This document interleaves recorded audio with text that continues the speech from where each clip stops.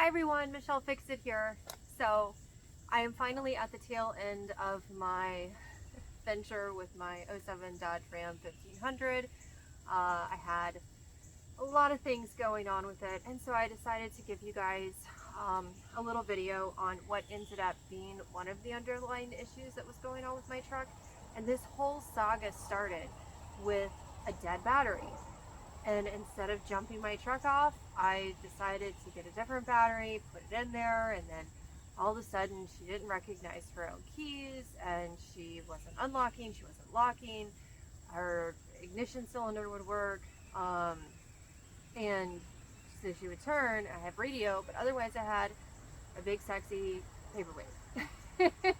And it was a months-long journey of trying to troubleshoot, trying to figure out what's going on. And then instead of, being a parts cannon person, I finally thought that maybe it was her immobilizer, which ended up being part of the issue, was the immobilizer. So I knew I had to take her to the dealership. That was a whole long saga, a lot of grumping and everything else. But the TIPM ended up being part of the issue. So I have a new TIPM that was rebuilt that the dealership got very grumpy about, and basically $2,200–$2,300 later, my truck recognized its keys but still would not crank up, and they wanted to charge me an additional $2,500 for a TIPM. So I had one overnighted and told them I would install it, and they told me they weren't going to play with my truck anymore if I installed my own parts, and it was this whole stupid saga. But it works now.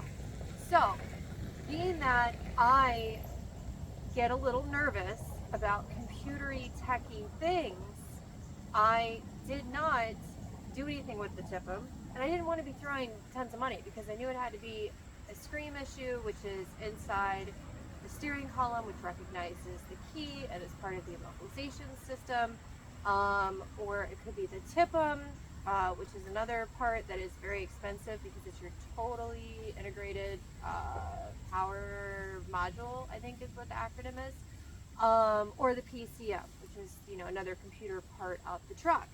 And being that I'm a nervous Nancy when it comes to techie stuff, I did not do anything with this. But since I have my new TIPM in there, my truck does now start. She runs. She came back to me with all these new codes, so I had to sit here and do a whole bunch of stuff outside of this, which I was glad to do because at least she was cranky. Even though she sounded terrible, she was cranking and running. She was just miserable and check engine light and flashing and like 22 different codes because she was just all over the place. So she is now fine. But I never do anything with the old parts until the new parts are completely operational, and then I typically like to save the new parts, or the old parts. But I did go ahead and dissect my TIPM because now it is safe to do so. So I have all my spark plugs.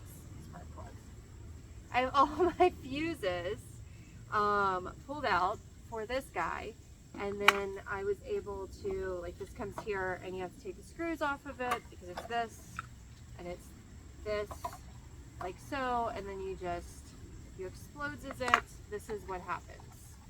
So if you are questioning your TIPM system for your big sexy truck, what you want to do is you want to take this guy apart, probably be gloved. It's a lot of delicate components, and I'm going to shove this in your face for a moment so you can see what it should look like.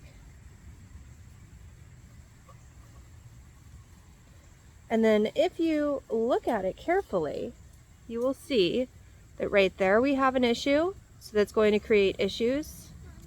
And then, hold on buddy, and then right here we have an issue. Okay, so this is what it looks like. And then on the undercarriage, this is what it looks like. So, if your TIPM's having, if you suspect that your TIPM's having issues, you now know. Your popsicle, you lost your popsicle. I'll get you a new one, buddy. You now know what the inside of your TIPM looks like. This is your little computer, part of your computer-y stuff for your truck. And this thing is like such an easy install, and that's where I got grumpy with the dealership, because I was like, look, I literally overnighted one. I used TIPM rebuilders in California. I think they did a great job. As of right now, it works. Also, I found out that my truck is a Canadian truck, and so they will not warranty any of my stuff that they did to my truck, which is kind of crazy because they also didn't want to warranty this or touch it afterwards. Whatever, I don't care. There's gonna be complaints about the dealership. It's not a big deal to me. My truck is fixed. I don't care. And I didn't want to be a parts cannon, and I should have been a parts cannon, because I could have replaced the screen, which they replaced, and charged me $1,800 for. I could have replaced that for cheaper myself. I could have replaced the TIPM myself, and then they just kind of, you know, pulled me all over, yanked me all over the place, and they were just basically big jerks. So I mean, it's just whatever. It is what it is. If I wouldn't have been concerned about the immobilizer, I should have just bought these parts, because I did not. I was fine with paying whatever to get my truck going, but I wasn't fine with condescending tone and the whole experience of it as a whole. So could have replaced my screen, my TIPM, and my PCM for less money than they charged me. But my truck is working now with me purchasing this. So it was like $9 something plus the $2,200 from the dealership, just for them to do the screen, and then basically shake their heads and be like, we don't know what's wrong with your truck. And we can't guarantee, if we put the TIPM in, that that's going to be the end of it. So like, you know, buy a new truck. And I'm like, no, I don't want a new truck. I want to keep my truck. I like my truck. But don't be nervous about this, okay? This is one of the reasons why I am a huge advocate for people having multiple vehicles. The Tundra's fine, by the way. It's that, like, it might rain and we have to drive stuff in there. It's fine. It works. But basically, if you're at a point where you have a no crank, no start on a second gen, or any of the gens that have the TIPM, which a lot of them do, make sure if your unlock and your lock are not working with your truck, that could be a TIPM issue, or that could be a screen issue, which is the transponder recognizer that is in your steering column. So check your batteries first for your key fobs. My batteries were new. I even had a locksmith come out, and that did not work. Nothing worked with that. So you could start with that to isolate to see if that's the problem. You could go to the TIPM, which is basically where your fuse box is, because they don't have relays. They have all this fanciful stuff. And so if you're comfortable and confident, it is 6 screws. So essentially there's a bunch of plugs that go into this. Like, these are the smaller plugs. You cannot mess it up. You absolutely, literally cannot mess it up. Your plugs on this side are color coded. Your plugs on the other side, the big honking plugs, you push up on the red clip, and then you swivel with the gray clips, and then it comes out, and then it reseats. So you could also just, like, you know, clean it up really well and then stick it back in. I like WD-40 contact cleaner. I think that it dries faster than other ones. I like it. So you could do that. And then if you really are scratching your head, if you very carefully take this guy apart, pull your fuses, take a picture beforehand, take them out in order. I did have them in order. My son is now playing with my fuses. You guys are on a tripod. But he is now... It's too big. He has my TIPM Rectangle cover. Yes, it's a rectangle. And he is plugging the fuses in where he wanted to. But what I did was I pulled them all and I had them all nicely in order, because I am going to put this back together again. a square. Because TIPM Rebuilders does charge a core. But take it apart, look for visual signs and indications that you're having an issue. And in my case, it is very apparent. And because I was such a chicken, I didn't take it apart. I took my screen apart, and my screen looked fine. Looked absolutely fine. And so I'm really irritated that I have a new screen. But whatever. It's fine. But there you go. So areas like this on your TIPM indicate a problem. Areas like this on your TIPM indicate a problem. You're going to have a little bit of dust and stuff. This clear stuff is to protect all of these electrical components. So it is supposed to be there.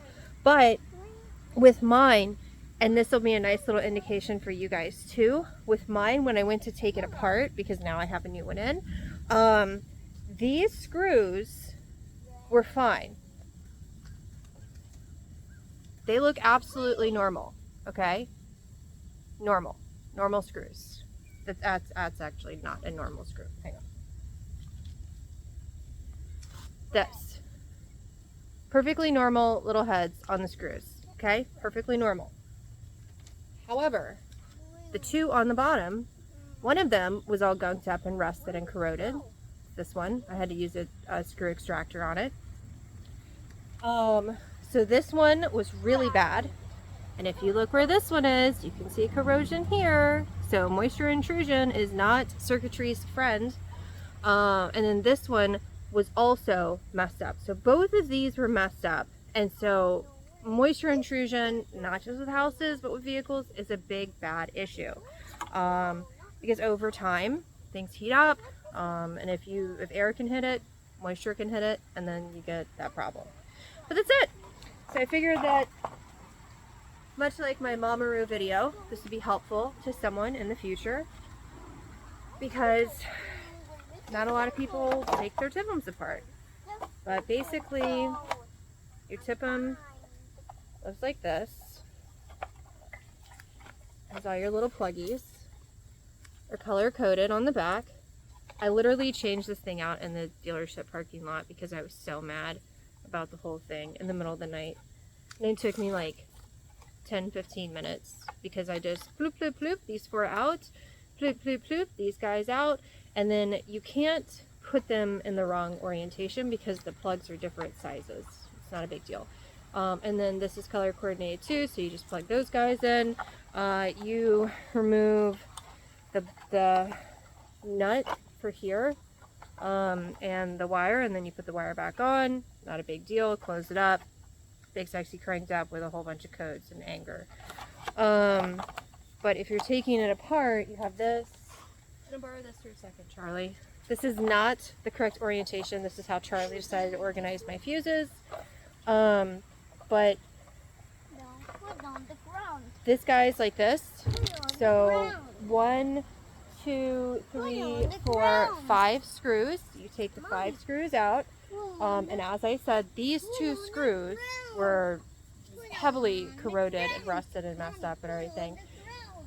This will not separate from the rest of it until you take out all the fuses, because these fuses, those fuses are seated with these guys, and these guys grip. You see how they have the little things? So they grip the fuses, all right? So that top piece and this will come out together with some guidance. There's also a little piece that you have to push in right here to get this to come out solidly, because this is anchored in. So then you get that out and separated, and then you'll still have the fuse thing on there. You take the fuses off, and then I think there's like 4 little pieces where if you give them a little bit of pressure, and again, be careful with your circuit board, and then you can separate the 2, and then you can digitally inspect your board for issues. That TIPM rebuilder place in California, I think it's like Max or something, not a sponsored video at all. I paid for it out of pocket. I liked the overnight option. But I poked around on their website. So they do rebuild these guys. And then they also do have like a rental program. And so when these are cleared and wiped, and do not go to a junkyard and just get another one, because you will have to get it reprogrammed. But when these are cleared and wiped, they're plug and play. I did pay $75 extra to make sure that it was programmed specifically for my VEN, so I wouldn't run into issues, because this has been a huge saga for me. But if you have a spare vehicle, just, you know, if you visually see that something is wrong with your TIPM, send it to the TIPM rebuilder place, or if you're like, I don't know, an electrical engineer or computer engineer or something, then you can try to fix it yourself. But some things you shouldn't try to fix for yourself. This is one of those things. I mean, unless you have that degree in those things. I don't. So send it to them, get them to fix it, or just get a new one. I have a new one and I have a year warranty on it, and now I am more comfortable poking around and looking at this. So that's it. I figured you guys would enjoy the guidance with the TIPM. So like and subscribe. Have a fantastic day. Hopefully the TIPM is not the bane of your existence. In some of the older forums, when these trucks first were coming out, there are a lot of grumpy people and things where it's like, I'm on my whatever with TIPM. And it's like, if you see that you have an issue or an area of intrusion right there, then put something on the screws, like secure the borders of this. You don't want things coming into your little city of circuitry and messing it up. So secure your borders. Get some silicone caulk and wrap it around the sides of it. You got a brand new board, TIPM board, you already had to replace it. Secure that thing. Make sure that water cannot get in, moisture cannot get in. This is critical and vital for your vehicle. So you guys like and subscribe. Have a fantastic day. Thanks for watching. Currently I'm at 82,000 subscribers, so thanks for that. If you watch me more than once, please subscribe so that I can get to the 100,000 subscriber thing, because Izzy Fix It really wants the 100,000 subscriber button. I care not, but I just want to make her happy. So you guys have a great day. I'll see you next time. Bye!